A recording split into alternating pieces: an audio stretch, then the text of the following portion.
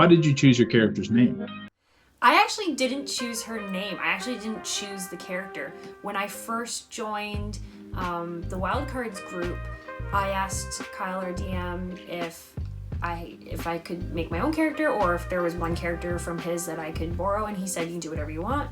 So I looked at the list of characters he gave me and I saw Alana and I thought, oh, she's really awesome. I like her. Let's give her a try.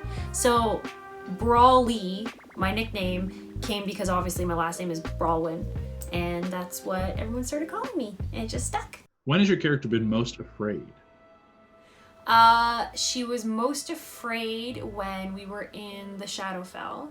Not only because she was actually stricken with fear, like I actually failed a save and became fear-stricken, but because we were in this place where it was so new, didn't know where we were, and everything was scary, and we were stuck fighting Val's dad, who was a hag, and generally was worried that we were all gonna die. What would be a perfect day for your character? Probably sitting in a pub somewhere with a good pint of mead with all of her friends, the Wildcards, and just enjoying, maybe watch a couple fights. What has been your favorite moment of the campaign thus far? Like from a player perspective, the Carval fight was really fun. Just because it was so scary and like we were all screwed, but it was a lot of fun playing.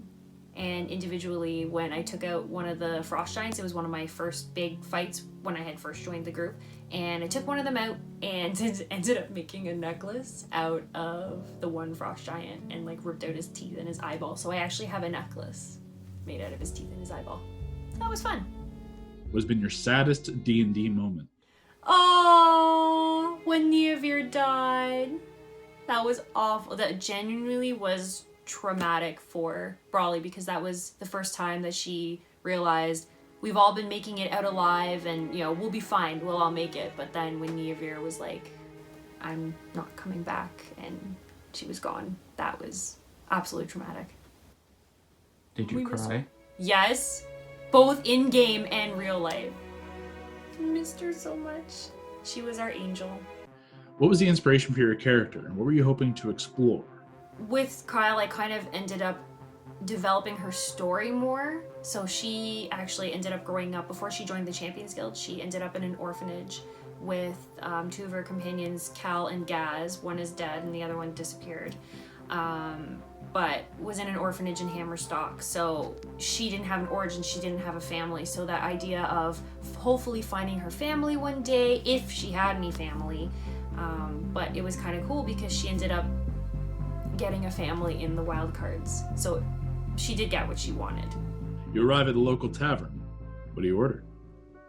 A pint of mead and a water. Lately it's been just a water, honestly, because our adventures have been so intense that it's just like water. What was your character's childhood like? Not great.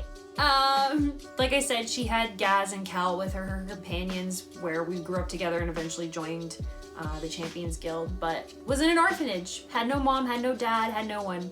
So just the two of them were kind of her family. So she learned to fend for herself, learned that you take care of you and you do what's best for you. And that's it. That's life. You go in, you fight, and then you're done. So she really had to learn to take care of herself and didn't really trust anyone. What's something that your character believed or thought at the beginning of the game that has since changed? Probably going into that, don't really trust anyone, you're all alone, in for yourself. Yeah, just kind of that changed when she met the Wildcards and grew an instant family and people that she actually cared about other than Gaz and Cal. Oh, and Keith!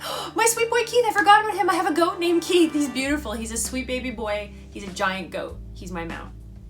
Love him. Who's your favorite NPC? My goat, my sweet boy, I love him. The other person I love, though, that we met was, I forget what town it was in, but there was this turtle man. Ah, he was so adorable. And Teddy. Teddy's our little baby owlbear. I love him so much. So Teddy also. Who were you closest to before meeting the rest of the party? Keith, my beautiful goat boy, my son. Turn to a random page of your notebook and read the first sentence you see. Oh my god, okay. Hondo tells Jamichael to take the vial from Val and drop it at the mines. Oh, that was fun. Who of the wild cards would you trust with your life? Oh gosh. It's honestly a toss-up between, like, Val and Mary. And Lav. Oh no. Who's the most mischievous? Hondo. Who in the wild cards is most likely to betray the party? Hondo. Gord would never do such a thing. Need a wingman for a date. Who do you choose? Mary. What's your role in the party? I'm the tank, basically, right? So if they need someone to go in and beat the guys up, I will go in and beat the guys up. I've got my hammer for that too. Oh, look, I have a hammer. It's supposed to be like my real one. Yeah, so I have a hammer, I go in, and I beat everybody up. You get in a street fight. Who do you want at your back? Mary. You get arrested. Who do you ask for? Probably either Mary or Val again. What's your favorite part about playing D&D?